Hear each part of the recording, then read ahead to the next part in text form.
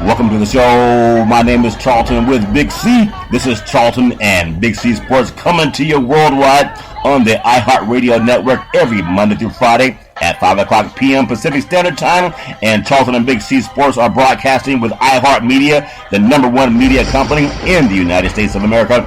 Also, Charlton and Big C Sports has been voted the #1 sports show in the universe, according to Big C and his good old boys down south. And also, Big C, I think I get my test back from the black hole. It should be this week. They were saying to find out what kind of lemonade they poured on me at the Oakland Coliseum, Big C. So hopefully everything comes out good with that. I also want to say bienvenidos. Thank you so much to all of you good listeners down in Latin America for listening to Charlton and Big C Sports, as well as you good old boys across the pond in London, England, as well as Paris, France, and of course the great country of Canada, as well as the United States of America, the land of the free and the home of the brave good old boys down south. How's it going for you, Big C?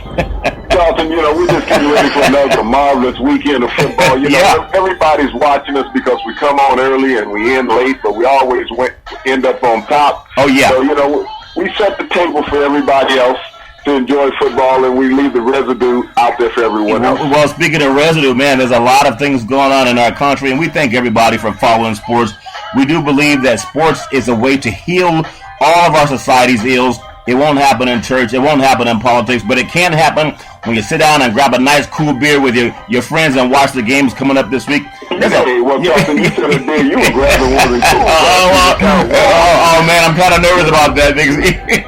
Charlton, that reminds me of a scene from a movie called Monsters, Inc., one of the greatest animated children's films of all time, where they were banished out into the wilderness and stuff, and all of a sudden they find themselves with this Yeti. Yeah. And they're in this cave with the abominable snowman, and it's like, hey, anybody like a snow cone? And they look at it, and it's like, hey, lemon, trust me. There's a commercial on TV. I think it has the great actor. His name is Ice Cube, and he was actually selling lemonade. So people were driving by his lemonade stand with his kids, and they keep saying, Ice Cube? Because no, lemonade or iced tea. No, iced tea. No, it's lemonade. Lemonade. Yeah. Well, I think he looks like the guy that dumped that beer on me in the black hole, basically, just making sure. So, but anyway, you good old boys, hopefully everybody has a good time. We know the election has been a little difficult on a lot of people because everybody cares about America, and there's nothing wrong with that. But again, we hope that sports can bring us all back together and have a lot of big games. Yeah. You talk about that, and it comes down to everyone's First Amendment right. Yeah. People want to call it a protest. I don't look at it as a protest. I look at it as Americans voicing, exercising their First Amendment right. Regardless of which side you're on, you should not obstruct American citizens who have the right to speak. This comes down to a police state when you do that. We're talking about this is a democratic society, not a communistic society. So for people to voice and vent whatever they feel, and we've seen this throughout American history. Oh, yeah. Not just on this election, but throughout American history. If you do peaceful demonstration or actions within the street, it's your right as an American citizen. You should not have to have a police action when people want to go out and voice themselves or even make up signage or sign petitions, Charles. Yeah, that's true, Big C. And speaking of doing things that are great in America, this segment is also sponsored by your Northern California Cadillac dealer, home of the all-new Cadillac Escalade, the standard of the world. And when you go by and test drive it, tell them you want the one that Charlton and Big C drives. Actually, Big C's the one that's driving it. He drives through every mud patch. You know how Big C, when you're a kid and you get some brand new shoes, the first thing you do is you go out and walk in the mud.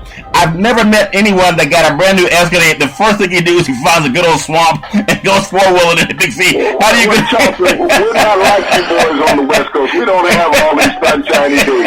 We got a lot of unpaved roads, and my driveway is not paved. Yeah, that's a long way off the beaten path. So I came to your house and you got this luxurious manicured driveway and sidewalk, and grass and all of that. We bring some sheep around and they cut the line for us. Yeah. That's funny. I visited some good old friends down south one time, and I said, anything I can do to help out? They said, yeah, would you mind cutting the lawn? I said, okay, where's the lawnmower? They said, go let the sheep out. I thought that was funny. But anyway, you guys are good for the environment. Speaking of good for the environment, a lot of good things happening in the world of football this weekend, and one of the bigger games, it's almost like playoff weekend for some of the games. But just starting off, we have the Houston Texans They are 5-3, Big C. They're at Jacksonville. The Jaguars are 2-6. That game is Sunday at 1 o'clock Eastern Time on CBS Sports. And the great commentators are doing that game. That's going to be Kevin Harlan and as well as Rich Gannon. And Texans are favored by 2.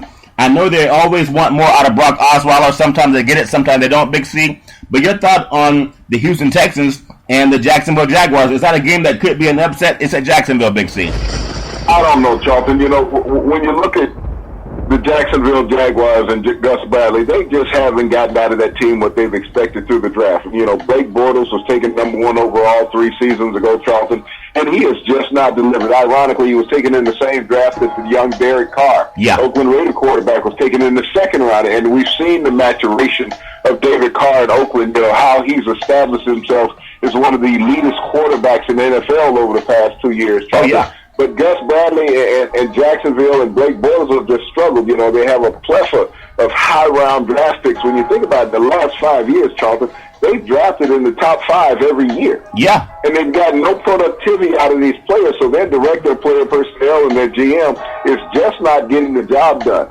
You go and you look at Houston. Houston's leading the division. A little more than what other people expected from them. Although they did make the playoffs last year, remember they lost to Kansas City in the first round. Yeah. But this is a team that had a base. Even when they brought Osweiler in, they had a base already. It was just a matter, they're trying to find a stabilizing quarterback. He hasn't had all the answers, but he has a team at 5-3, Charlton. Yeah, 5-3. In the Texans, when you look at this series, Big C, they've dominated Jacksonville in their last 4 games under Coach Bill O'Brien, winning by an average of 14 points. You know, Jadeveon Clowney, with J.J. Watt being out, he's been called on to really shore up the defense for that team. But I think he only has 3 sacks this year. Not very good, but at one time he was the number 1 draft pick. And here we are in Week 10. Also, Big C, the next set of games coming up is the Denver Broncos, last year's Super Bowl champion out here in San Francisco. They are 6-3, and they're on the road at New Orleans, which is 4-4. I think New Orleans is a deceptive 4-4. With Drew Brees, you know they're going to get 300 yards passing. Their defense hasn't always been that great, but he's a gun shooter, and he can get them out of trouble. I kind of feel for the Denver Broncos if you think about it. After winning the championship last year, having a great run in the NFL with their defense, now their defense can't win games for them anymore. It just seems to happen all of a sudden, Big C. The Raiders put a beat down on them last week, and now they're going into the Dome in New Orleans, and they're actually an underdog by 3. The play-by-play in that game is the great Jim Nantz and Phil Simms, as well as Tracy Wolfson. Your thoughts on Drew Brees going in this game against Denver's defense, Big C? Well, you know, Charlton, Denver's had problems stopping the run as of late. You know, DeMarcus Ware, the defensive end, veteran defensive end, has been out since week 1 of the season, so that has hurt Denver somewhat. And you think about last week, the Raiders rushed for almost 200 yards against this vaunted Bronco defense. Yeah. And you go on the other side and you look at New Orleans, where Mark Ingram alone against San Francisco, but everybody has, and even you, gained over 100 yards against the 49ers defense. You know, Ingram had 175, but you know, everyone sung the praises of Trevor Siemian, the young quarterback out of Northwestern, been basically a first-year starter in the NFL. Yeah. Looked great in the first 3 games of the season, but got hurt, Charlton. Yeah. But since coming back, he has not been the same quarterback. He hasn't had the same zip on the ball. Matter of fact, in his last 2 games, he struggled to get over 200 yards passing, Charlton. But that's only half of the productivity Drew Brees will put on any defense. And when you look at it, Khalid Talib is going to be out of the game, Charlton, so they're going to be down on one corner. So expect for Drew Brees to go after the young man replacing Talib and have a banner game, 350 to 400 yards against this Bronco defense that is not the same defense that we saw in the Super Bowl in the opening week of this year's NFL season against the Panthers. Yeah, and you're right, Big C. And for the defense, when you do watch the Denver Broncos, you want to look at outside linebacker Von Miller, the Super Bowl MVP. You know, he got to Cam Newton twice in the biggest game. He has 9.5 sacks right now, which is 2nd in the NFL, and he's on pace again for over 20 sacks this season coming up, Big C. DeMarcus Ware, he's a pass rush specialist. When he's in the game, when you have Miller and Ware in the game, they're very, very difficult. They have to put pressure on Brees and keep him in the pocket, Big C. They don't want him to run around and buy an extra second or 2. That's going to be a tough game for Denver because I don't think they can keep up passing. I don't think they can keep up with that Saints, the offensive smarts, Big C, down the field. Another big game coming up, and we haven't had this in over 22 years. You have the Los Angeles Rams, and they are 3-5. They're on the road at the New York Jets. You know, the Jets, Jets. The Jets are only 3-6. Could you imagine the country's two largest cities? And of course, the New York has two teams with the Giants and the Jets, but they have 6 combined wins and 11 combined losses, Big C, for two teams in major markets. And obviously, there's always talk of making the playoffs, Big C. But when you look at this game, it's Sunday, 1 o'clock Eastern Time on Fox.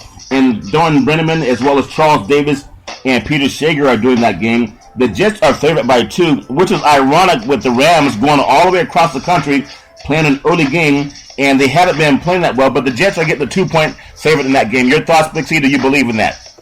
Well, the last time I remember these teams playing, Charlton, the Rams were in Anaheim, playing at Anaheim Stadium, and they had Eric Dickerson in the backfield, and the Jets had Ken O'Brien, the quarterback out of Cal Davis there that you have there in Northern California, who was a surprise number 1 draft pick in 1983. They drafted him ahead of Dan Marino. Wow. But, these teams have changed since those days, Charlton, and the Rams, they're trying to get their running game going. They're talking about possibly having Gurley ready to play this weekend, which has been a clog in their offense, not having a solid running game, depending on just a passing game in the NFL.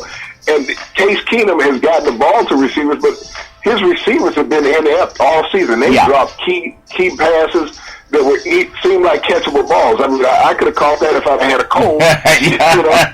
Yeah, that's true. but the Jets have just been underperforming. We've talked about Ryan Fitzpatrick, probably the most intelligent player in the NFL. Yeah. But that's off the field. On the field, he can't read the defense for some reason. Yeah, it's different in the classroom when nobody's trying to take your head off, Big C. So it's a little bit easier. It's a little different, Charlton, when you're under pressure. But the Jets have just been a very underperforming team. And everybody thought that, Todd Bowles had them on the cusp last year. They were 10-6, 1 game shy of the playoffs, Charlton. But they're going to be lucky to get to 6 victories this year, Charlton. Yeah, and when you think about it, too, I don't think their coach would be under any type of pressure because everybody wants to talk about the coaching changes after every year. But I think they just have time to build. I think every coach should get about 2 or 3 years, unless they just want to go Big C. There's no need in talking about a coach being on the hot seat. But I tell you also with the Jets, they need to get in that Jeff Fisher program. Yeah, I mean, that's called job security when you got Jeff Fisher, Big C. You're from 22 years. He's got 23 decades. Well, you're doing it in cat lines, Big C, and cat lines for Fisher. But when you look at the Jets defense, they've given up over 100 yards rushing in 2 of their last 3 games. And Gurley, if he's going to hit the 100-yard mark, he's going to have to do it in this game because I think that the Jets are still trying to turn their season around, but it's going to be very difficult. And the Rams, they don't have an offensive line that's going to help Gurley. It's not just his fault, Big C. But another good game coming up, almost like a playoff game for the good old boys down south, Big C. The Atlanta Falcons at 6-3, and they're flying into Philadelphia to play the Eagles at 4-4. That game is Sunday, 1 o'clock Eastern Time on Fox. Kevin Burkhardt, John Lynch, and Pam Oliver are doing the play-by-play. Now, the Falcons are favored by 2. The Eagles have a very good defense, but Matt Ryan, the way he can throw the ball around, it doesn't seem like it would matter that much. Carson Wentz, he's struggled over the last several games. He's really been kind of a clog in the horn for the Eagles offense. I think 2 is kind of a close game, but I think the Falcons could go in there and win that game by a touchdown. Your thoughts, Big C? If Ryan is throwing the ball good, Big C. You got to think, what happened to the once mighty Eagle defense? After 3 games into the season, Charlton, they were the second-ranked defense in the NFL. Yeah. But they've been very inept the past 4 weeks, Charlton. Yeah. They've given up at least 4 touchdowns in every game. And Carson Wentz has just not gotten the job done. 1 touchdown in the last 2 games, each of the last 2 games, Charlton. And as a quarterback, you got to have a little more productivity than that. They have no running game. Yeah. That's the problem with the Eagles right now. Matthews is just not getting it done. They let Murray go in the offseason. They ended up in Tennessee. They thought they could depend on Matthews.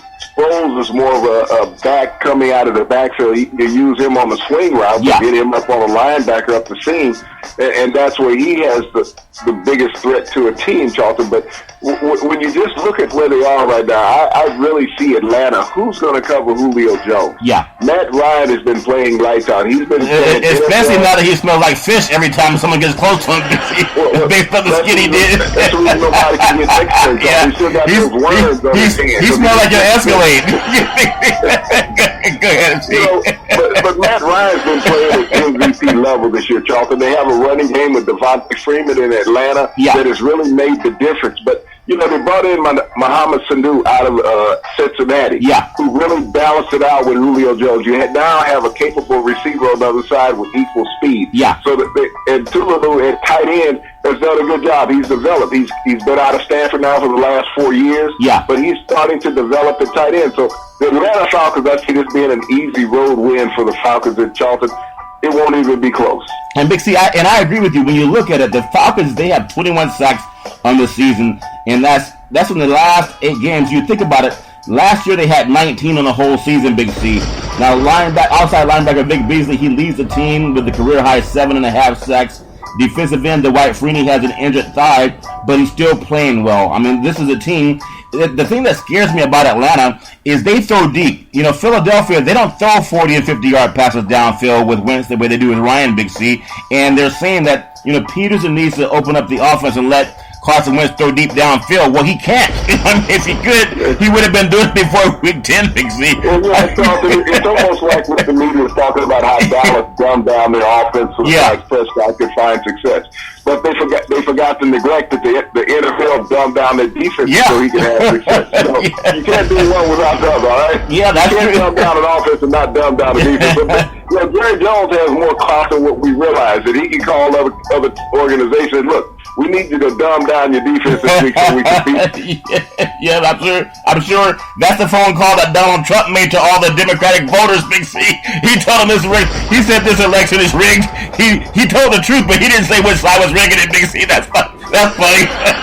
Also, the next game in the NFL, another great game coming up, because teams that started out slow, Big C, now they're starting to turn things around. When you look at the Kansas City Chiefs, they are 6-2 on the road at last year's NFC champion Carolina Panthers that are 3-5, but they're starting to play a little bit better with Cam Newton. Their offense has always played well. Now that game, talk about quarterbacks being under pressure. That game is Sunday, 1:00 p.m. Eastern Time on CBS Sports. Ian Eagles doing the play-by-play along with Dan Fouts, the color analyst, one of the best quarterbacks to ever grab a football in the NFL, Big C.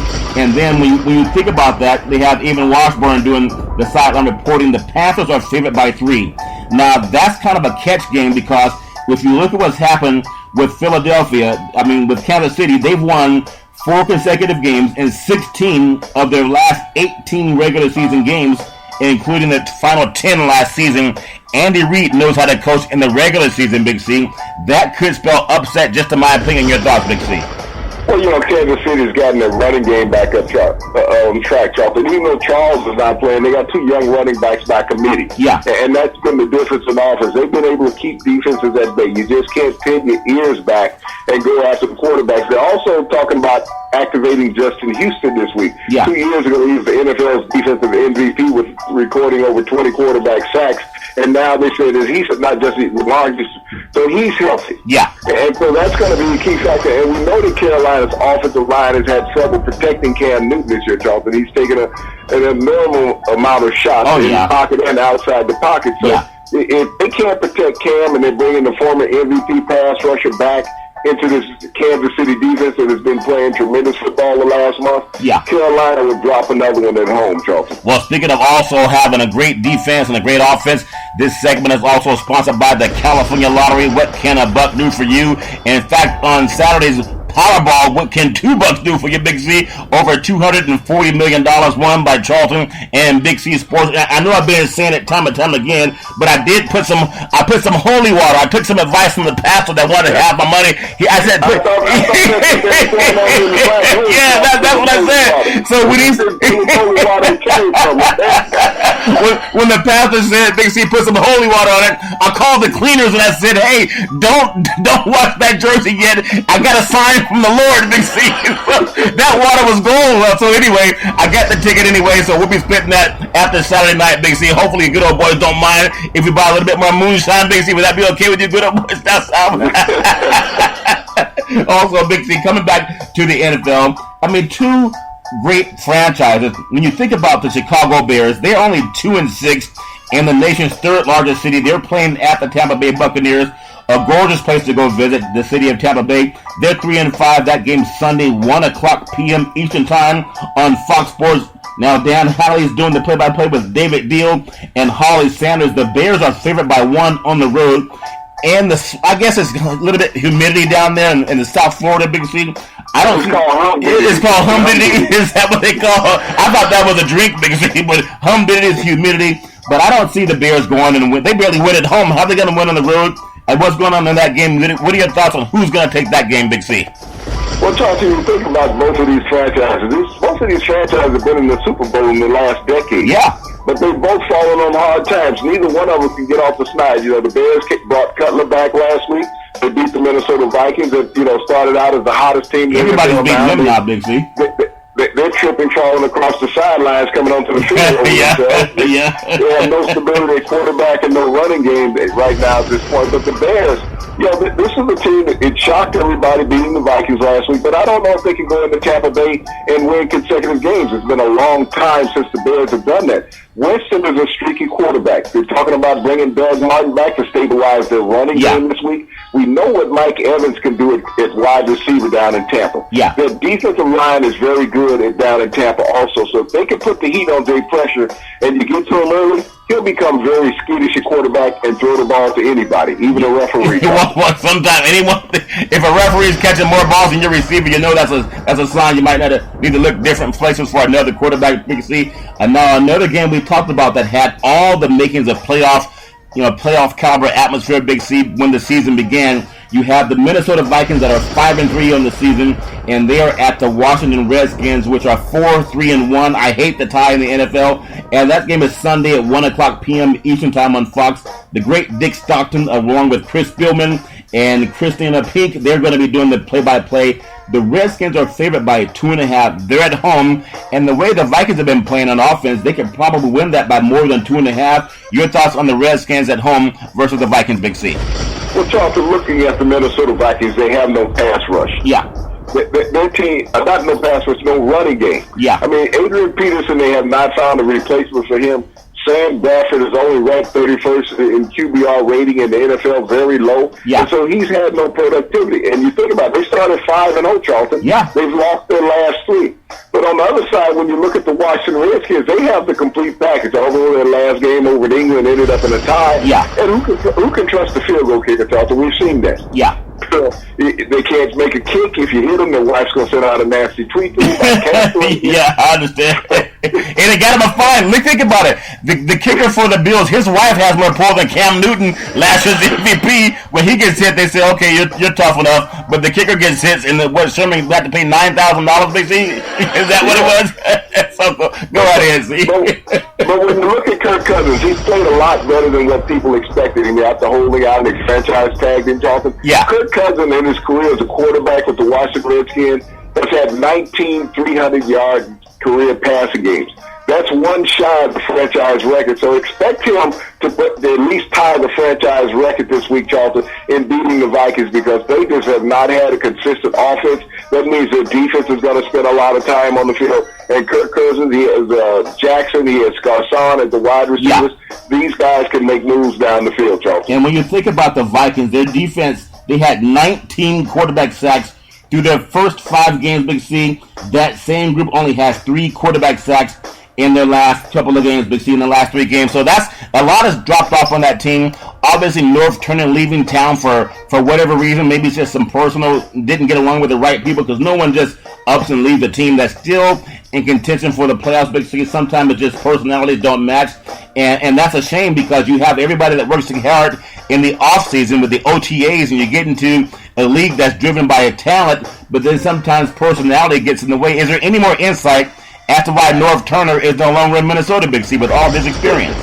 Well, North Turner, he doesn't have a quarterback who understands his system, and other than the tarnish, his career was easy for him to leave. His offensive scheme was built around Teddy Bridgewater. Yeah. Sam Bradford looked good the first couple of games coming in because it was easy. No one had any film on Sam Bradford in that offense. But after they got a couple of games, a la Carson Wentz. Yeah. You don't need but 3 games of tape on a player in the NFL, Charlton. And after that 4th game of Sam Bradford playing, everybody said, okay, we can go back and go after the same old Sam Bradford that has been in with the Rams and the Eagles for years. Yeah. And that's what defensive coordinators have made that adjustment to. They know what Sam Bradford's tendencies are. They were looking at the Vikings' tendencies in his first 4 starts. Yeah. They wasn't looking at Sam Bradford's tendency, but they forgot to realize Teddy Bridgewater was not back in the backfield throwing the football. So they just made adjustments to Sam Bradford's style of play, and the Vikings have been 0-3 since that point, Charles. And when you look at Kirk Cousins, he's been sacked 11 times. That's tied for the fewest in the NFL among quarterbacks who play regularly. And with the Vikings pass rush dropping off, that looks like it's going to be at least a touchdown win for the great Washington Redskins, Big C. Another game that looks to be very good, the Green Bay Packers at 4-4. Aaron Rodgers not having his best year. They're at the Tennessee Titans, who are 4-5 and could easily be 6-3 with the way they've let a few games get away. That game is Sunday, 1 o'clock Eastern Time on Fox. The great Kenny Albert, Daryl Johnson, and Laura Oakland are doing the play-by-play. They have the Packers by 3 on the road. I just want to get your thoughts on what's going on with Aaron Rodgers. Normally, he would be a guy that's at least above 500 going into Week 10. Big C, your thoughts? Aaron Rodgers just doesn't have the pocket presence that he had 5 years ago, Charlton. Everybody keeps thinking that at some point the light switch is going to come on with Aaron Rodgers and it's going to quit. You know, it is so quick amongst the national media to always blame the receiving corps and a team where the quarterback is not performing well. Yeah. Well, that receiver's down the field. That quarterback just does not seem the way that they used to see him, Charlton. Those routes in the game are just as crisp as those routes in practice. But the difference when you watch Aaron Rodgers in the pocket, his footwork is not steady, Charlton. He's all over the place. He's looking like a ballerina. You know, when you talk about a quarterback with hot feet, Aaron Rodgers has it now. I don't know what it occurred, but, you know, he's gotten skills and he's gotten over it. Yeah, but, that's true. That's the problem with the Green Bay Packers, Charlton. It starts to stop for the Aaron Rodgers. Yeah. If he sits in the pocket, allows the receiver to get open. I mean, think about it. If he stood in the pocket as long as Cam Newton, the Green Bay Packers might be undefeated right now. Yeah, when you think about it, that's absolutely true, Big C. Now, when you look about the Tennessee Titans, across the line, the Titans quarterback Marcus Mariota, he fares well against the blitz. I love the way he's mobile, but as you brought up, I think last week, Big C, he's a lot better passer when he throws inside the hashes. When they try to roll him out, his accuracy goes down. So the key for Tennessee is to keep Mariota in the pocket, even though he does have the ability to run. They do a lot better job when he stays in the pocket. Also, Charlton, we got Matthews missing his 3rd straight game, the outside pass rusher for Green Bay. So that should make it easier for Murray to stay in the pocket. And he has 2 big backs. If you need mobility, you got Murray and you got the Heisman Trophy winner, Henry, out of Alabama. Yeah. Hand the ball off to these guys. We know that, you know, the kid has great legs. Yeah, that's true. Mariota's proven that he can outrun anybody. Oh, he's very fast. That's what you have a running back for. You have a great arm also, so stay in the pocket, develop as an NFL quarterback, let your team win a couple games. Don't try to do it all. Share the wealth with that offensive talent that you have. And when you look about offensive talent, Tennessee's best playmaker, it could be the passing game with tight end Delaney Walker. So they're doing a good job on offense down there for the good old boys in Tennessee. And speaking of good old boys, this segment is sponsored by United Labor, guaranteed $100,000 life insurance with no medical questions. We are also endorsed by the American Heart Association and the American Cancer Society. Tweet out to Charlton and Big C Sports at Yes Charlton. That's YES Charlton on Twitter. And we also work with all of the unions under the AFL-CIO, and we're looking to hire over 1,000 licensed insurance brokers. We want to put Americans back to work again. So when you're looking for work, tweet out to Charlton and Big C Sports at Yes Charlton on Twitter. Big C, back to the NFL. Another game that's coming up. I think it should be, at least when you think about it, it had a lot of potential when the season began. The Miami Dolphins are 4-4. They're at the San Diego Chargers, which are deceitful 4-5. They're a lot better than their record indicates. And that game is Sunday, 4:05 p.m. Eastern Standard Time on CBS. The great Greg Gumbel, Trent Green, and Jamie Erdahl are doing the play-by-play. The Chargers are favored by 4, and the Dolphins have to travel across the country, Big C. I'm looking for the Dolphins not to have the great success against that team. I think 4 points is too low. I'm thinking of maybe 7 to 8 points win by the Chargers, especially if they can throw and get their passing in going, Big C. Your thoughts? Well, Charlton, this could be a battle of 2 great young running backs in the NFL. Melvin Gordon with the Chargers and died in Miami. Both of these running backs have had consistent 100-yard games over the past couple of weeks, Charlton, and that's been the difference in their offensive productivity.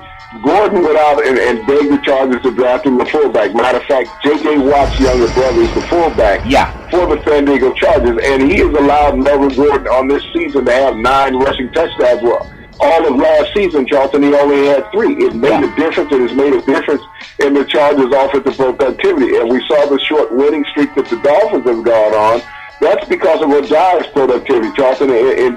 In a 3-game stretch where he rushed for over 500 yards, that made the difference. They took the ball out of Tannehill's hand. Yeah. But we see also that the Dolphins can put a pass pressure on Charlton, and that could be the difference. We know Phillip Rivers does not have the mobility. He's lost a couple of his key receivers early in the season. So the Dolphins have the pass rushing advantage over the Chargers, who don't have a great offensive line, and they have a very immobile quarterback, Charlton. Yeah, and when you talk about Gordon, he actually has 11 touchdowns in the season, Big C. And in his last 3 games, he's rushed for 307 yards and caught 14 passes for 162 yards. And he's on pace to rush for over 1,360 yards on the season with 16 touchdowns. So I really like these young running backs. As you mentioned, Big C, all the quarterbacks make a lot more money. But the teams that can have a running game, especially when you get into the playoffs in the Super Bowl. Look at what Anderson did last year for the Denver Broncos running the ball. It wasn't Peyton Manning that helped them win the Super Bowl. It was their running game and their defense. When you look at Gordon, man, what a future he has. I remember how much of a stud he was out of Wisconsin, and now that he's doing the same thing in the NFL. But it does take about, a good year or two to build it up. And Ajayi out of Boise State, he has the makings of all-pro running back. I just love when they give these guys a good offensive line. That's what Gurley's missing for the Browns, Big C. And you Charlton, look at Devontae Freeman with Matt Ryan. Matt Ryan has always been a solid quarterback in the NFL, but now that he has a running game, he's playing at MVP caliber because he doesn't have to shoulder the load. So these undervalued African-American running backs in the NFL, the teams don't want to play and say that they're dispensable. You will not win without them. You can pay all the quarterbacks all the money that you want. And it was proven in Dallas last year without Andrew Murray at running back. Yeah. What did they do, win 3-4 games last year? Yeah. Well, the year before they made the playoffs with the leading rusher. There's value in these running backs in the NFL. So guys like Mel Kiper said, you're drafting them too high. You could have got them in the 2nd or 3rd round. That's where you end up in your division, 2nd or 3rd, because you don't have the quality running backs, Charlton. Yeah. So when you want to listen to these so-called experts who never put on a jock other than backup, right? That's funny, Big Z. Go ahead, Big Z.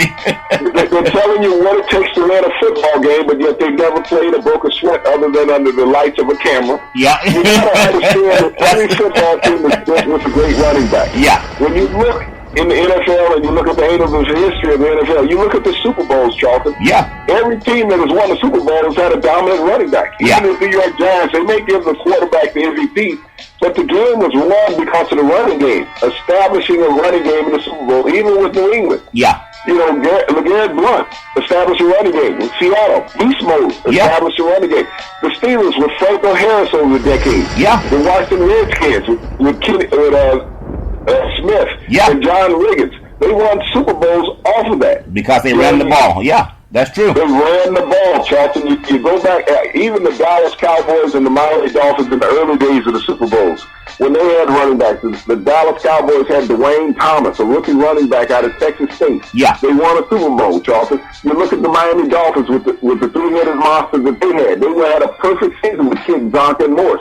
Bob Beasy got the credit, but those guys ran the football and dominated the Redskins in the Super Bowl. So we look at the resurgence of the young running backs in the NFL, Charlton, and that's the wave of the future in the NFL. If you want to win, and especially when the weather gets inclement, you're going to need a strong running game. You can't throw the ball efficiently all the time. Well, Big C, that makes a lot of sense, and hopefully the paychecks will start catching up so that they actually get paid for the productivity that they have, Big C, even though the quarterbacks are always put in the marquee position. And speaking of quarterbacks, the San Francisco 49ers, they're 1-7 on the season. They're at the Arizona Cardinals, which are a disappointing 3-4-1 under Coach Arians. That game is Sunday at 4:25 p.m.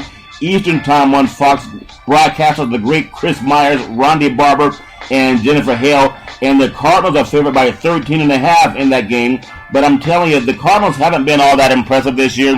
I know the 49ers defense, it gives up a lot of points, Big C.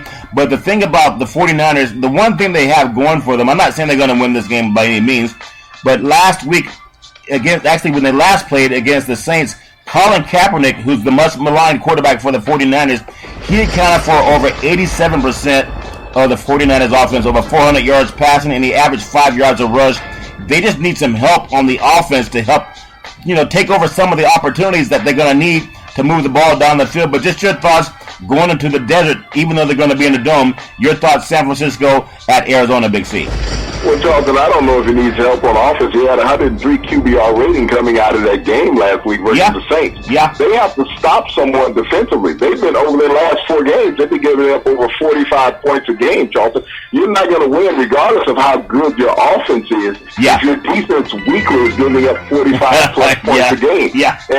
And 7 straight games, Charlton, the 49ers are giving up over 100 yards on the ground to a single back in each game. Yeah. So their ineptitude defensively is the problem with the 49ers. I know the media wants to label it all on Kaepernick. Yeah. And Kaepernick hasn't had a great season, but he's played better than any other quarterback that they've had in the lineup. Yeah. And better than some other starters across the NFL that will not get lambasted like he does. I mean, no one's going to lambaste Carson Palmer in this game. No. And when they go into this game, Charlton, it's going to be more about Colin Kaepernick not voting than his play from last week's game. You'll see the media riding on that in the pregame, throughout the game, about him not voting, about him not taking. He took a stance, Charlton. Yeah. He said neither one were qualified in his mind as far as what he expected from America. And that's what a lot of Americans did, Charlton. That's your right as a citizen. And, you know, it's like when we talked about Nick Saban last night.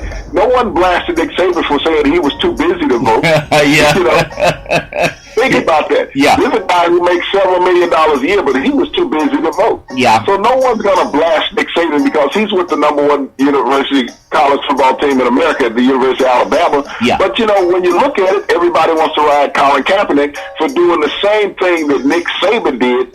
But he's anti-American for doing it. It's Nick Saban's right not to vote. Well, ironically, people talk about certain people not voting for whatever election, but they don't talk about the voter obstruction, where there were people who had to go to court to keep the polls open for people who were being turned away at the polls by you good old boys in the South. But that you're talking about thousands of people there. Kaepernick's just one person. Mark Cuban's just one person. You know, the good old boy Nick Saban's just one person. There are a lot of people that don't exercise the right to vote. But the most egregious thing is when the people who are obstructing the vote, Big C, and they're calling for it. A lot of the Republicans, they knew that was going on, and it's a good old boy plan, but no one takes the time, like the Rush Limbaughs and the Sean Hannitys of the world, they don't take time talking about voter obstruction. I just hope that, you know, football and sports can bring people together. The great thing about America is we don't agree with anything. I mean, that's a good thing because we get to keep sharpening our minds. If everybody goes along with everything you say, then that's what you get out of a lot of sycophants that follow athletes. But what I love about Big C Sports and why your good old boys did vote as #1 in the universe, Big C, as well as the guys from the Black Hole, Big C, is because we are very controversial at times. And that's not controversial. It's just we bring up things that the mainstream media won't do, Big C.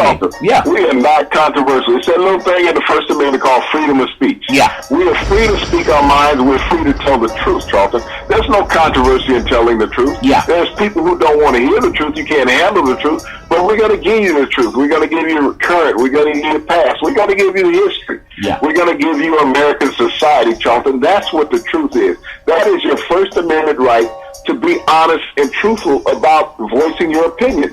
And we do that. We're just as opinionated as any sports show out there or any talk show out there, Charlton. Yeah. But the difference is we're real. We're not lambasting the public with lies and innuendos. Yeah, we're telling you the truth about what we talk about. I agree, Big C. And one of the major things that sets us apart is we do not wear makeup. So no animals are being tested to see if Big C's eyes can look a little bit more shinier or Charlton's forehead can look a little bit more shiny, Big C. All we use is grease and moonshine for our production of makeup, Big C. I think that's saving the environment. And also, when we look at another game coming up, Big C, I just want to finish up on the 49ers and Cardinals. 58 combined point spread of Arizona's 3 consecutive wins versus the 49ers. And the last 49er coach to beat Arizona was actually Jim Harbaugh. He was 6-2 overall against Arizona, while Tomasula and Chip Kelly have gone to combine 0-3 against that same Arizona team, Big C. So hopefully the 49ers can start turning things around, but it's most likely going to take next year. I just want to ask this question. If you're the GM, and I don't know how Balky's going to be there next year if they want to win, if he's going to be there next year, it's going to be another struggling, maybe trying to win 3 or 4 games. He's just the cancer in that organization. And I don't know what they have going on. Maybe he sent, the good old boy ownership of the 49ers maybe he sent them a letter like Putin sent to Donald Trump wishing him much love, Big C. Maybe there's something going on behind the scenes with Putin wishing Donald Trump much love. In fact, if they want to show up their defense, they may want to draft Donald Trump. He likes to grab a lot of people with his hands, Big C. So they need some more guys on defense that like to grab people, if you know what I mean, Big C. But yeah, that's so funny. But also a game that's probably, in my opinion, one of the 2 games of the week. A game that I would love to see. A game that looks like it should even be something that you can see in the Super Bowl, Big C. The Dallas Cowboys, the best team in the NFC right now. They are 7-1 on the road at the great Pittsburgh Steelers that are 4-4. That game is Sunday, 4:25 p.m. Eastern Time on Fox with the great Joe Buck, Troy Aikman, and Aaron Andrews making the call. And the Steelers, which have lost 4 games, and they haven't even looked that good with or without Big Ben. They are a 2.5-point favorite at home. That looks like a Las Vegas call. I think Jerry Jones, if they ever lost the game, he would be happy if they lost this one because it would give him a chance to get his friend that he has much love for and Romo back in the game. So your thoughts? Well, Charlton, when you look at this game, Dak Prescott has just been unparalleled as far as playing a quarterback, rookie and veteran-wise. Yeah. He has the longest winning streak in the NFL at 7 games, Charlton. Yeah. No other quarterback has equaled that this season. 7 consecutive games winning as a quarterback. Yeah. But he also, Charlton, that is the 3rd longest win streak of a rookie quarterback in NFL history. Yeah. And he's going to face the guy who has the longest win streak as a rookie quarterback. That's been Ben Roethlisberger. He set the record when he came into the league a decade ago with 9 consecutive wins as a rookie quarterback. Yeah. But, you know, the Dallas Cowboys and the Pittsburgh Steelers are going in polar opposites right now of each other. The Dallas Cowboys have a tremendous offensive line, tremendous running game. The Pittsburgh defense is not the same defense that they had under the great Dick LeBeau as the defensive coordinator who is now in Detroit. And we see how that franchise is turning around slowly and becoming a better team. Yeah. But this is one of those games that you go back to the 70s, Charlton, you think about 2 great Super Bowls that the Pittsburgh Steelers and the Dallas Cowboys played against each other, Charlton. Yeah. Oh, amazing. Two historic games that they played. And, you know, you would like to see that resonate once again with this organization. And they even played one game in the 90s, Charlton, down in Arizona. They played a 3rd one down there where the Dallas Cowboys finally beat the Steelers in the Super Bowl. Yeah. Well, Neil O'Donnell forgot what color his team was. Big C, he was going to the other guys. It was almost like handoff interceptions, Big C, in that game. I'll tell you something ironic about that game, Charlton. If you think about Neil O'Donnell, what number did he wear at quarterback? I think it's 14, Big C. 14. What number does Ryan Fitzpatrick wear the quarterback of the Jets? I think it's 14, Big C, but my eyes aren't that good right now, Big C. they both have a preponderance of throwing the ball to the opposing team. Yeah. Wearing number 14. That's not a good number for quarterbacks in the NFL. Are you saying that those are the numbers I should play when I go down to Vegas, Big C? Is that what you're saying? Just give me the point. Keep it to the point, Big C.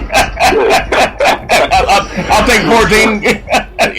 But you know, this is a game that I like for Dallas to continue their streak. You know, Ezekiel Elliott has been the difference maker all season long for Dallas. Regardless of how well Dak Prescott has played, Ezekiel Elliott has controlled the game on the ground. And what makes Dak Prescott so good, Charlton, as the national media said, other teams have dumbed down their defense for him to be effective this season. You know, is that his receiving core? Is the receiver's fault? The best part of his receiving core is that he doesn't have a go-to guy, Charlton. Yeah. It's receiver by committee. Yeah. And that allows a young quarterback to develop where you don't have this hot-headed veteran receiver saying, throw me the damn ball like a Keyshawn Johnson. It will leave Michael Irvin alone. He retired a long time ago, Big Z. Oh, okay. Go ahead. So he's developed. You know, he reminds me a lot, even though he doesn't have the yardage total of a Dante Culpepper. Yeah. And if you recall him, he came into the Viking system after Randall Cunningham when the Vikings had that great run and lost to the Falcons that didn't make it to the Super Bowl against Denver. Yeah. But Dante Culpepper was that same type of receiver where he came in and it was receiver by committee. He had Jordan at tight end, he had Carter at receiver, and he had Moss at receiver. So there was a triple-headed monster. And he also had Robert Smith in the running back. And if you look at the Dallas Cowboys, it's that way. They got Jason Witten at tight end. He's amazing. They have Williams and Beasley at wide receiver and a sprinkling of Bryant. But you have Ezekiel Elliott. that is the difference maker, like a Robert Smith was in Minnesota back in those days, to allow a young quarterback to develop with that big offensive line. And that's been the difference with the Cowboys. It hasn't been the defense. It's that young, developed offensive line and these maturing young offensive skill players. Yeah, and again, you mentioned about Ezekiel Elliott. He has the NFL's best rushing yard at 891 yards, Big C, averaging 5 yards a carry. You know, he and Colin Kaepernick are averaging 5 yards a carry. One guy's called the NFL's best, and the other guy's called the man. He won't stand for the national anthem, Big C. But the good old boy's gonna suck the vote. You know what? I understand. But anyway, back to the game. It should be a great game. I don't see where Dallas can lose this game. When you look at Big Ben in his last game, even though he was a little bit rusty, his paycheck wasn't rusty because he cashed every penny on that check. He was 8 of 18 for 54 yards through most of the game. In the fourth quarter, he threw for 210 in his game back. But I don't see where the Dallas defense could cause them that many problems. But it's the offense. If you can control the ground game, that's what's going to carry teams on to the Super Bowl. A team that can control the ball on the ground. And that's where I like Ezekiel Elliott and the offensive line. And then Prescott, he's another running back in the backfield for Dallas who could throw the ball 30 to 40 yards downfield with accuracy, Big C. He doesn't get phased.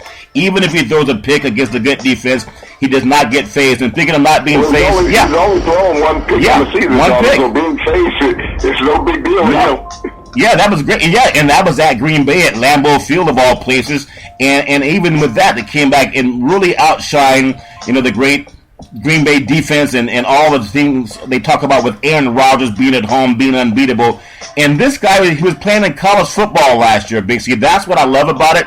I don't care who you are. If you can play, I hope that Jerry Jones doesn't make the same mistake that a lot of people make. They try to find a reason to see through somebody as opposed to believing in them. It's kind of like that girlfriend you dated back in high school. She didn't like it when you were having to jumpstart your car all the time, and sometimes you had to take the bus home. But now that you got that Bentley Ghost, she's trying to find your name. She want to know where Big C lives now, Big C.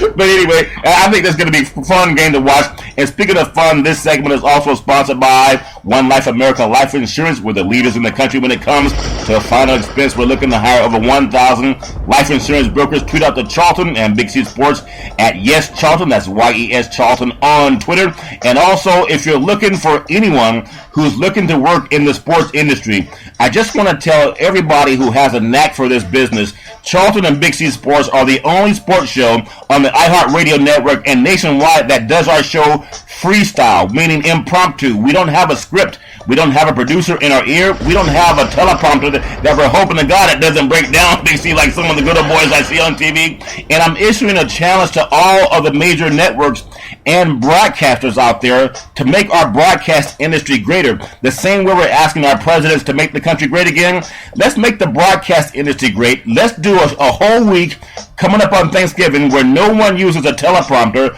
no one has a producer speaking in their ear. Let's let people do it freestyle so you can have real sports talk. It's exciting. It's a lot like doing play-by-play, Big C. When you did the play-by-play, did you guys, as an analyst, did you guys have a teleprompter, Big C, or did you do it based on your knowledge, Big C? You went on knowledge, Charlton. It's very easy to sit there and read a script. But the most difficult part about reading a script, Charlton, is not interaction. Yeah. And so, you can tell that a person doesn't have sincerity or emotion about what they're doing. It's just a bland read. Yeah. But when you do things live, and you go back to the great John Madden, how he animated the football lively for people. He was the best. We had many color commentators or analysts, as you want to call them, prior to John Madden. Yeah. But when John Madden brought the social animation into the game where he spoke like a person, he spoke like the boys sitting around the barbecue grill. Yeah. With a 12-pack, That's what John Madden sounded like with all the sounds and everything else. And, you can see his passion from the game, from being a coach with the Raiders and knowing John back in those days and seeing how passionate he was when he was involved in the game. When he left the booth, when he left the field, he came to the booth with that same passion, Charles. And they matched him up with the right person in the late, great Pat Summerall, who was a former player such as John Madden. John Madden started out his career, Charles. He was out of the University of Marshall. He was an offensive tackle drafted by the Philadelphia 76ers. He played 4 years until injuries forced him out of the game. Yeah. The great late Al Davis brought him into the Raider organization, Charlton, as a young head coach. And you saw when he took that organization over an 11-year run, the Super Bowl win. You know, he was just a great ambassador for the NFL. And then when he took his talents to the airways and showed America that football was really fun, that football was a real game that you could be personal with. John Madden was responsible for that. And he never used a teleprompter to read. It was John Madden every time. It was his heart and it was his mind delivering the game to the masses in the U.S. And it is, as we've talked about, tell these guys in the studio, on Fox, on ESPN, on any other network, talk to us. Be John Madden. Talk to us without a prompter. Talk to us about your heart and your knowledge of the sport. Not about what somebody puts on a script for you to read, because anybody can read. I mean, that's the fundamental thing in America, to read. It's like the First Amendment right, the freedom of speech. But we don't utilize that enough. Put the prompters down, put down a notepad, and tell me about the games that you just witnessed like I did. And Big C, you just gave that great story about the great John Madden. We know his success. And me personally, one of my first opportunities was working with Fox Sports and production back in '96 under Mike Roig and Fran Morrison. And I was in the press box with John Madden and the late Pat Summerall. These guys were the best in the business. And just watching these guys do a broadcast from about 10 feet away, they were just having a conversation. I'll never forget, they didn't have a script. They had a flip chart in front of them to identify the numbers with their spotter and their statistician. But it's like these two great broadcasters having a conversation. That opened my eyes to how this business works. And that's what I find in you, Big C, and the same thing that you do. A lot of people don't know that you do this show from a boat in the swamps in the deep south, Big C. Sometimes we don't have the great... You swat mosquitoes. You don't have makeup running in your eyes. And sometimes the weather's a little bit inclement. But I'm saying this in all seriousness. People want to say, well, how'd you get a sports show? How'd you get a sports show? I've been doing this for so long, 30 years. But sometimes just get your microphone and go out and remotely do your thing. Quit waiting for CBS and Fox and ESPN to give you a job. Go get your own show and compete against those same guys. If you wait for the good old boys to give you a job, you're probably never going to get it. And one of my main motivations, and I'm learning this from you, Big C, I appreciate you've been in the business as long as anybody. You and James Earl Jones with that voice you have. But Straight Outta Compton, for anyone who wants to be an entrepreneur in business, go watch that movie, Straight Outta Compton. I got so much inspiration from these young black rappers who are all millionaires and billionaires now, whether it's Dr. Dre or Ice Cube, and Snoop Dogg was part of that group, and they had so many talented men.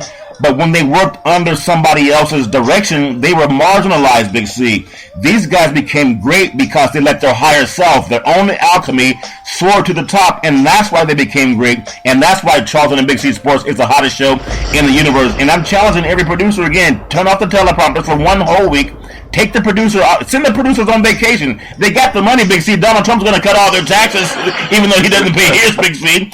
And let broadcast be what John Madden and the great Pat Summerall made it, Big C. Your thoughts on that before we get on to the last game, Big C?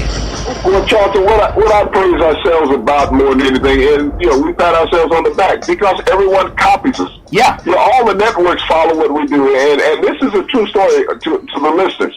If you watch or listen to ESPN or Fox or any of these other network broadcast shows, and they have a plethora of shows throughout the day, you can sit down and hear excerpts from Charlton and Big C every day on these shows. All the time. The stories we talk about, whether it's me out fishing for catfish, they took Julio Jones out, the Cadillac commercial. You got that being done on TV through Firestone and Cadillac. And CNN. Somebody else doing it.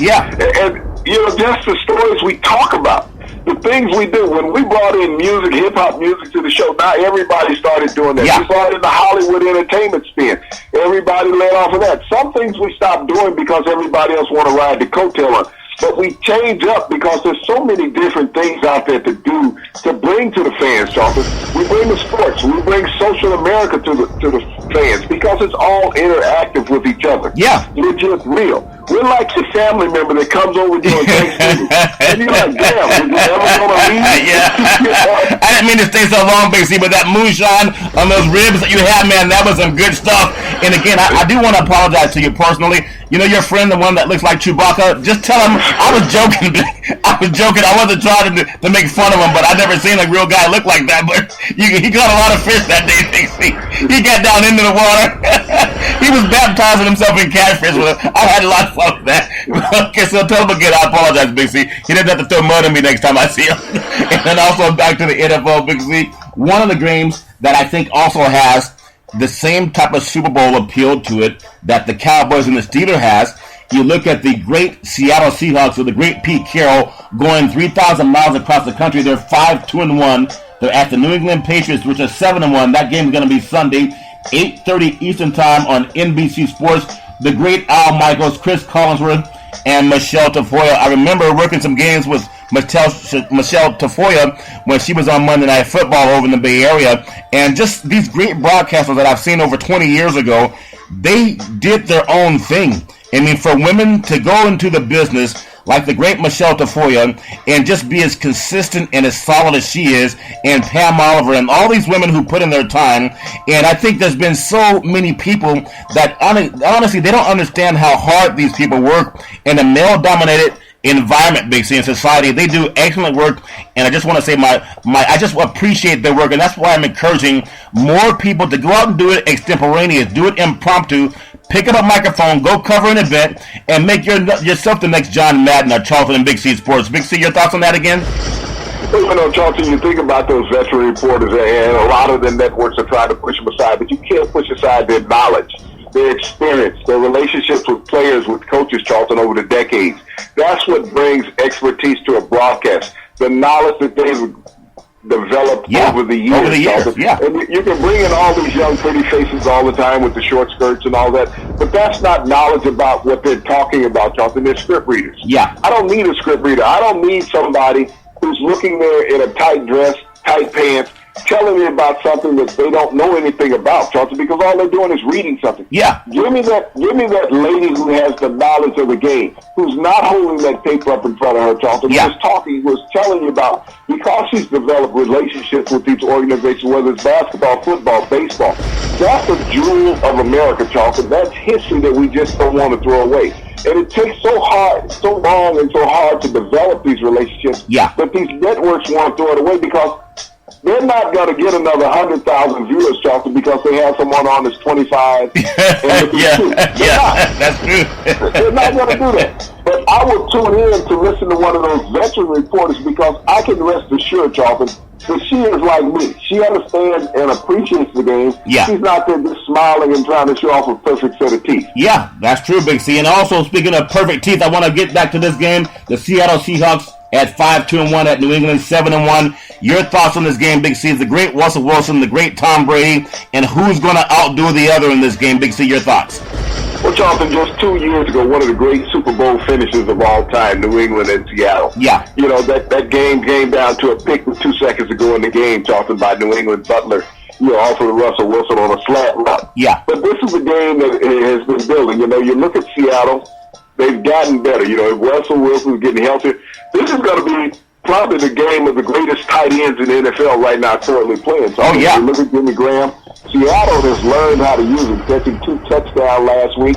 You got Gronk and you got Bennett on the other side of the ball in New England. Unfortunately, it won't be a matchup with the Bennett brothers, because Michael Bennett is hurt, in Seattle, so he's going to be out of the lineup, Charlton. But when you think about these tight ends are trying to cover them, they create a mismatch for every organization, Charlton. You just can't cover them. So this is going to be one of those wonderful games. You got, LeGarrette Blount in New England. I think that will be the difference maker in the game, because Seattle really hasn't developed a running game this year. None of the backs they put in have really done what they've asked of them. Beast mode is not walking back through the door anytime soon. Right. So, I give an advantage to New England based on LeGarrette Blount, because the tight ends will neutralize each other, Charlton. But LeGarrette Blount will be the difference maker in this game for the New England Patriots. And when you think about it, Big C, this whole series right now, this game right now is a 7.5-point favorite by New England. I think that's too much. You recall the last time they played in the Super Bowl down in Arizona, it came down to a last few seconds interception where, of course, Beast Mode should have gotten the ball. People can say yes or no, but if the guy can't get a yard with 2 downs to go, then you tip your hat. But he should have gotten the ball in that series, I thought. Also, the game they played up in Seattle, that game came down to the wire also. If you remember the great Tom Brady going into the Northwest, and Seattle pulled out the win. They almost had the win again in the Super Bowl as well. So this game going across the country, this is not the same team that went down to New Orleans and got beat. When you look at Seattle's defense, they're only giving up 16.8 points a game, and that's without Chancellor being in there. There's chances that he may or may not play in this game, because guys know that this is really what matters. even though it doesn't matter for the division. One team is AFC, the other is NFC for Seattle. But I really like the matchup of the coaches, and I want to get your thought on the coaching matchup with the great Pete Carroll, who actually played football at the University of Pacific in Stockton, California, as a good old boy at Big C, and then the great Coach Belichick. The two minds that we're watching, this is like Tom Landry going up against Chuck Noll, in my opinion. Your thoughts, Big C? Well, not many people realize that Pete Carroll is the oldest active head coach in the NFL. So there's a lot of wisdom there, and he's won on every level, Charlton, when you look at it. His first run, he's a former head coach of the New England Patriots. Yeah. Years ago, he was with the Patriots, he's been with the Jets, he went back to college football, retooled himself, won a couple national championships down at the University of Southern California, that team that you love that can't win anymore. Yeah, nothing to win. He brought his show to the NFL. Yeah. He turned around a once-proud organization in Seattle, took them all the way to the Super Bowl. But he's developed young players. He's a player's coach, just like how I Bill Belichick. When you look at Bill Belichick, he drafts players that fit his organization, Charlton. You look across the table, he may not have the most talented team in the NFL. When you look at his offensive line, Charlton, he has 4 undrafted free agents starting on his offensive line. Now, you contrast that to Indianapolis, where everybody's berating the Indianapolis coach offensive line, saying there's no help for Andrew Luck. Yeah. Well, it's a more experienced and higher paid offensive line than what the New England Patriots has. And Tom Brady's not crying about his offensive line. No, not at all. They're getting the job done. But Aaron Blunt's getting 100 yards every time you turn around. But that comes from coaching, Charlton, and the director of player personnel, signing the players that the coach wants. He said, I'm looking for this particular type of player. Everybody looked at New England last week when they traded Jamie Collins, an all-pro linebacker. Yeah. Well, Jamie Collins was in the last year of his contract, and he was going to walk anyway because he was wanting the kind of money that Miller got in Denver. Yeah. And New England's not going to pay him that. They don't even pay Tom Brady that kind of money. They don't even pay. Well, Tom will take a pay cut to help the team win. That's the difference. That's the reason why they're Big C. And Tom Brady's his base salary is only $14 million. But look what they do in New England. Yeah. They win. You look at those $20 million quarterbacks and you compare them to Tom Brady. Which one would you want? Would you want the $14 million Tom Brady, or would you want the $26 million other quarterback, Charlton? That's the difference in winning, and that's when you want to play for a coach and an organization. You look at Russell Wilson. He didn't take max money when he re-signed with Seattle. He only took an $88 million contract. Yeah. Only.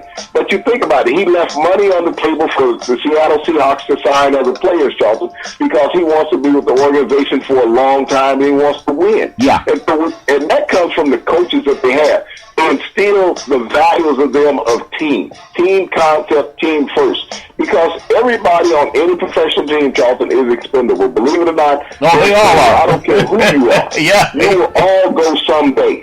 So, if you want to stay around, you want to be a part of a winning organization, take what we offer you. If you want to go somewhere else and maximize your money and always lose, it's not a bad deal either, but you'll always be a loser, which becomes demoralizing after some time. Yeah. You got to think, the guys in Cleveland, they're getting paid, but they're not as happy as the guys in Dallas or in New England, Charlton. That's definitely true. That's the difference in the organization. Well, they're not as happy, and when you're not as happy, you're not as productive. Well, speaking of the last NFL game, we'll touch on Big C before we dip into college football briefly. The Cincinnati Bengals 3-4-1 at the New York Giants 5-3. That's on Monday Night Football at 5:30 Eastern Time on ESPN. The great Sean McDonough with John Gruden as well as Lisa Salters will be doing the play-by-play in that game. And just your thoughts on the Bengals, which are a little bit disappointed this year going into New York. We know Manning's going to have a game that's going to be pretty good until the fourth quarter, and then he's playing up against the passing game of Cincinnati. A.J. Green should have a big game against this Giants defense. Your thoughts, Big C? A.J. Green, one of the stellar wide receivers in the NFL, Charlton, out of the University of Georgia. They actually came out of the same draft that Julio Jones came out of Alabama. The SEC produced 2 great NFL receivers that year. But, the Bengals just hasn't got it done defensively. That game that they ended up in a tie over in England with the Redskins. The kickers are not getting the job done. Burfict has hurt the team defensively with his antics at linebacker. At some point, you got to cut ties with the guy, or you're going to lose your job as a head coach. Yeah. It's not that he's not a talent; he's just a damn mental case. Yeah, he is. And he's like Donald Trump with a uniform, Big C. He's grabbing and running into everybody, Big C. He's like the great Donald Trump, and then he denies it, Big C, of course. Every time, Charlton. But At this point of the season, you're either playing for success or you're playing for a draft position next year, Charlton. Yeah. The Cincinnati Bengals have the talent. And unfortunately, everybody's calling for the head of Marvin Lewis. He has one down season, everybody says he's got to go. Yeah. You make the playoffs is not good enough in the NFL. But, you look at some of these teams who draft in the top five consecutive years, they keep the same head coach. Yeah. So I kind of try to figure that out from time to time. Marvin Lewis, African-American head coach, winning record in his career. You got an Anglo coach who's drafting in the top five. Never worries about his job, Charlton. With some unfairness, but Cincinnati should win this game. That's very true. Now, Big C, as we transition into the last few segments of this program, we have the great world of college football tipping off, and this final segment is sponsored by BeneathHisWingsFoundation.org and CYNN Entertainment when it comes to promotions. Cynthia Evans, she's the best in Northern California. Now, I know you good old boys down south. Nick Saban, I apologize for Nick Saban. He missed voting for the next president of the United States because Alabama was conducting football practice during the time the polls were closing, for I understand. And Nick Saban said, what's more important, winning the next game against Mississippi State or electing the next commander-in-chief? And, of course, college kids, they don't have an opinion, so they decided to keep practicing football. But I want to get your thoughts before we get into the real game that really matters this week. Mississippi State 4-5 at number 1, Alabama. I know if I did not mention the Crimson Tide, you'd probably boycott me, Big C. You would also be like Nick Saban and boycott the show. Your thoughts on Alabama at home versus Mississippi State? They're only favored by 30, Big C. Well, I use a little tired every night when I wash my clothes. Yeah. So, but, this is one of those games, when you look at what Mississippi State did last week, they went in and knocked off Texas A&M, knocked out their quarterback Trevor Knight also. Yeah. And got a shocking, resounding win in the SEC, where everybody had Texas A&M heavily favored. But on the flip side, Charlton, Alabama only scored like 10 points last week against LSU. Yeah. So that once mighty offense now has been stifled a little bit. And if you look at what LSU did defensively, this is the same thing Mississippi State did to Texas A&M. Yeah. And Mississippi State right now is playing like a wounded animal. Yeah. That's the most fearful team on the football field. They have nothing to lose and everything to gain. So Dan Mullen, the head coach of Mississippi State, will be pulling out all stops. His team is not going to go out there and play with any fear because they looked at that LSU tape and say, hey, these guys are vulnerable right now. They're beatable, yeah. They're a one-dimensional team that runs the ball. They have a quarterback in Hurd, the young freshman who's done an outstanding job. Yeah. But he's not a polished passer, Charlton. That's his Achilles heel. So if you put some pressure on him and you're going to force him out of the pocket and you pay the right coverage in the back end, you can really challenge Alabama this weekend. And I think, speaking of the game of the weekend, Big C, if you look at it's on the West Coast, so you guys might be asleep by the time it comes on. But the USC Trojans, they found the medicine for the horse. They found out you guys did something to that white horse down there in the great state of Texas, Big C. But he's back on all 4 feet right now. He was a little bit tipsy when he played the good old boys at Alabama. And USC learned one thing, actually a couple of things they learned from Alabama. Number one, bring your own Gatorade. don't fall for the Southern what's it called, hospitality or hostility, Big C. But okay, but the USC Trojans trying to get back on track. They're up at the Great Northwest, the home that Donnie James built. They're going up against quarterback legends like the great Warren Moon, Billy Joe Hobart, Mark Hubert. They have so many guys that they have played for the Huskies, Big C. Now you have the Trojans having to get this win. They're 6-3 on the season. They're going to be playing at the University of Washington, which is 9-0, ranked number 4 in the country, Big C. The Huskies are favored by 8.5. They have a quarterback in Jake Browning that's kind of getting some mention for the Heisman Trophy right now, Big C. Even though USC came into the season with 15 returning starters, I think this is a game that the Huskies can win by 2 touchdowns because I think they're just that good on offense, Big C. Your thoughts? Are they that good, or did they give moonshine to the horse? If they give moonshine to the horse, they're going to knock USC out again the way Alabama did, Big C. Your thoughts? Well, the difference in USC right now is when they came out for that practice game against Charlton at the beginning of the season. They've developed a running game, Charlton. Yeah. That's what USC has done. They quietly start creeping up, averaging over 200 yards a game, rushing in their last 5 games. Yeah. That's been the difference. They made the change in quarterback. And this quarterback has not thrown an interception since he's been in serving as a starter, Charlton. Yeah. When you do those things offensively, when you control the ball, when you protect the ball, it makes a difference. But Jake Browning, a bad game for Jake Browning is throwing 3 interceptions, Charlton. An average game for him is throwing 5 for the University of Washington. Yeah. The insurgence of speed from Chris Peterson, the new head coach of the University of Washington, came over 2 years ago from Boise State. And Boise State was always the bracket buster for the championship. They would go in and knock off one of the big schools every year. Peterson knows how to coach at this level, Charlton. That's the difference. When you look at this University of Washington team versus when Steve Sarkisian was coaching, it's night and day with the speed that Chris Peterson now has and the talent level that he has on both sides of the ball. Washington is a dominant team. And if they got more national airplay, people across the country would see it. They're beating people, Charlton, by 30, 40 points a game. Yeah. A very dominant offense and a very dominant defense. But Jake Browning is as good as any quarterback throwing the ball other than Lamar. He's a step under Lamar Jackson. I'm going to give Lamar Jackson the edge as the best quarterback, the young quarterback out of Louisville. But Jake Browning, as far as a passer, he's going to be number 2. And then I'm going to bring in Deshaun Watson, a great quarterback out of Clemson, is the 3rd best quarterback in the country. But when you watch Jake Browning, you really appreciate a fine passing game that goes with the history of the quarterbacks at the University of Washington, starting with Sonny Sixkiller. When you think about him, Mark Bendell, Charlton, who played there, Warren Moon, Billy Joe Hobart, quarterbacks of that nature who have gone on and had fine professional careers and have done wonders. You even had Jake Locker a few years ago, who was the Heisman candidate, #1 draft pick of the Tennessee Titans. The University of Washington has always put out quarterbacks, and Jake Browning is just the latest in that long line. But Chris Peterson is a coach that knows how to handle talent. Look for Washington to win this game easily. Well, Big C, I do agree. He will be playing in the NFL. Probably he'll have one more season in Washington before he jumps and avoids his senior season for the Huskies. Big C, just my thoughts. Other games around the country: South Carolina 5-4 at number 16, Florida. Baylor number 25, they're 6-2 at number 9. Oklahoma 7-2. Number 10, West Virginia is 7-1. They're at Texas 5-4. Stanford 6-3 at Oregon 3-6. Number 19, LSU, they're playing at Arkansas. LSU is 5-3 with Orgeron now. Arkansas is 6-3, and number 24 Boise State 8-1, and Hawaii 4-6. But no matter what you're doing this weekend, should be a great weekend for college football and NFL football. I know we have the election. There's a lot of people out in the streets. They're not too happy about what happened with everything that went down in the bigoted campaign that I think Donald Trump ran. And I think it should be ashamed of himself. And I know we say bring our country together, but you got to tell the truth for people to get better. That's just my opinion, Big C. But I'm so looking forward to the world of college football on Saturday and some NFL football on Sunday. What are you most looking forward to that's coming up on this weekend, Big C? Charlton, I'm just looking for a great weekend of competition. You know, football is getting down to that point of the season, especially in college football, which conference championships will be decided. We're looking at the NFL, who will be eliminated from the playoff race.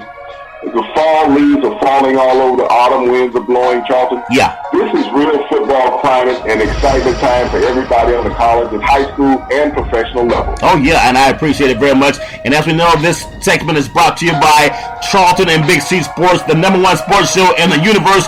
And we always want to say we thank everybody for following Charlton and Big C Sports. And we always tell you there's no excuse for domestic violence. If you see any woman in trouble, just call 911. No one should have to go through it by themselves, Big C. So if you see that, be the one that gets out some help for that woman. And again, have fun this week. Hopefully no one's riding in the streets and tearing up equipment. You know, this country's going to be great. It always has been great. And I hope that everybody stays great and healthy over this weekend. As we always say, we thank you, we appreciate you, and we hope that you have a super fantastic day.